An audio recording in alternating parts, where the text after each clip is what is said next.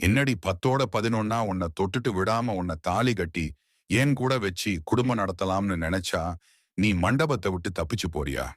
இங்க பாரு, உன் கழுத்துல தாலி கட்டலாம்னு ஆசைப்பட்டேன்.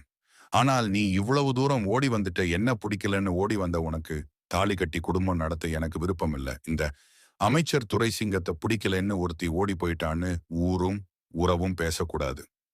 அதனால இப்படியே உன்னை மண்டபத்துக்கு தூக்கிட்டு போய் எல்லாத்துக்கும் முன்னாடியும் சாந்தி முகூர்த்தத்தை முடிச்சிட்டு உன்னை தூக்கி எறிஞ்சிடுறேன். அதுக்கப்புறம் எங்க வேணா ஓடிப்போ. அத பத்தி எனக்கு எந்த பிரச்சனையும் இல்ல என்றான் அவன். இங்க பாரு, என்னை விட்டு உன்னோட என்னால வாழ முடியாது. நீ எத்தனையோ பொண்ணுங்க வாழ்க்கைய நாசம் பண்ணிட்டு இருக்க.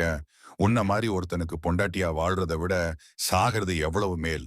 தயவு செஞ்சு என் மேல கை வச்சிடாத, வேண்டாம் என்று கெஞ்சி அழுதவளை பார்த்தவன் சத்தமாக சிரித்தான். பொண்ணுங்க வாழ்க்கைய நான் நாசம் பண்ணுனா இங்க நான் ஆசைப்பட்ட அளவ என் கூட படுக்கணும். இது எழுதப்படாத சட்டம். ஆனா உன் ஒருத்தியத்தான் தாலி கட்டி தொடணும்னு ஆசைப்பட்டேன். ஆனா நீயும் இப்படி பண்ணிட்ட. சரி, ஒன்னும் பிரச்சனை இல்ல, பேசுறதுக்கு டைம் இல்லம்மா.